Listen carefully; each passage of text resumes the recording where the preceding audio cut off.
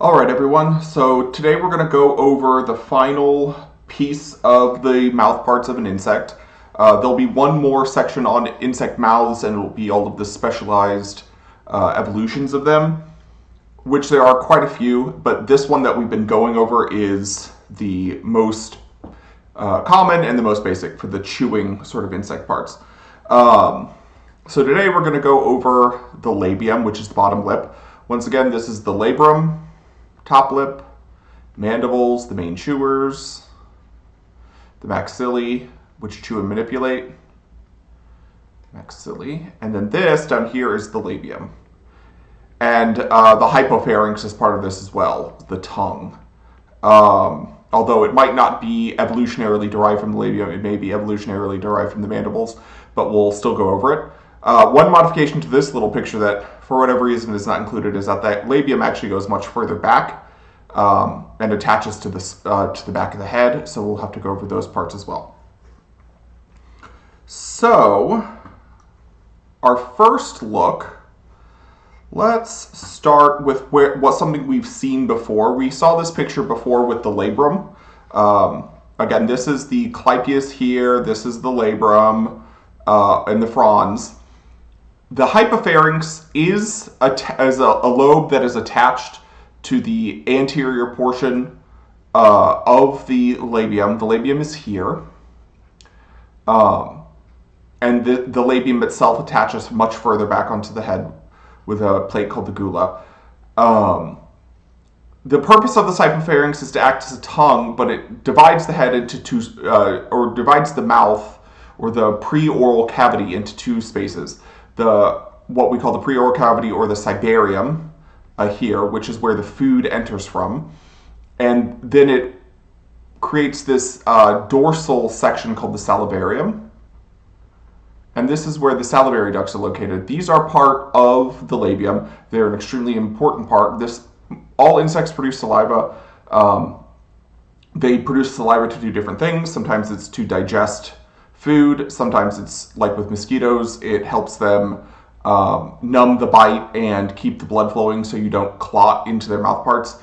So the salivary ducts are incredibly important to insect eating behavior. So this whole section today is what we're going to be talking about. It's a very large section of the mouth.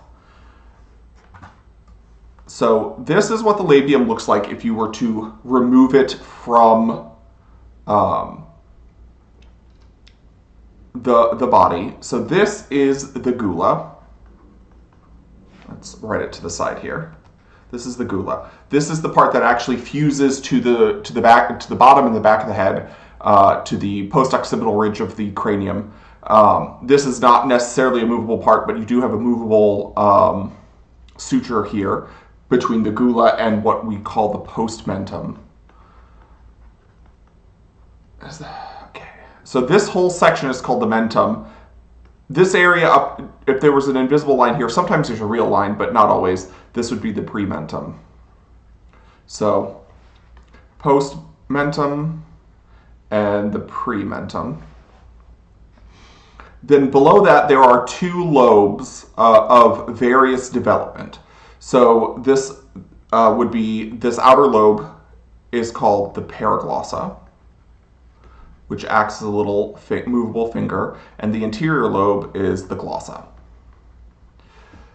These combined, known as the ligula, but not always. Sometimes they're just referred to individually. So, like sometimes the glossa is not there; it's devolved into just a nub.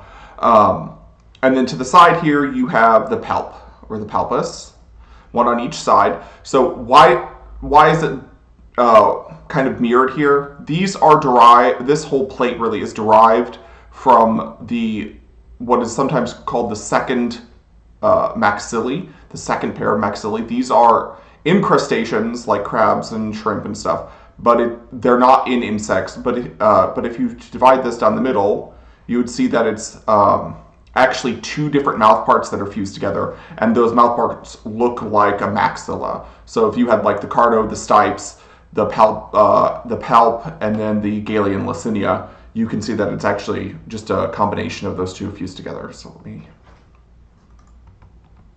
we go. So this is the palpus. which can be moved, each segment can be moved individually to manipulate food. And then this gray area in the middle, that's kind of attached, kind of not. This is the hypopharynx. This is the tongue. I mentioned earlier that this might not be a piece of the labium. This may actually be a piece of the mandible, which has migrated to a different part of the mouth, basically. So let me get the muscles up. So here are the muscles of the labium. So again, you have the gula, the postmentum. This would be the prementum. Glossa and the paraglossa. And the palp. The palps, like what we've seen in the maxillae, they have individual muscles running the segments of the palps so that it can move freely. On the interior here, you have this is the levitator of the palp, and this is the depressor of the palp. You have the, let's see, yeah, the flexor. This is known as the flexor of the paraglossa, and this is the flexor of the glossa. And then you have the median muscles of the mentum. This orange line here, actually, why it's in a different color is that this is actually a muscle of the hypopharynx, and this is the retractor. This is the retractor muscle, so the hypopharynx can be pulled back like a tongue. So it's a complicated mouth part, but it's not as bad as I think as the maxilla. There's a lot more going on in the maxilla. But this is the last of the mouth parts. It's not the last time we'll talk about this. In other insects, this labium is extremely modified, especially like in flies and bees. So we'll talk about that next time. Thanks.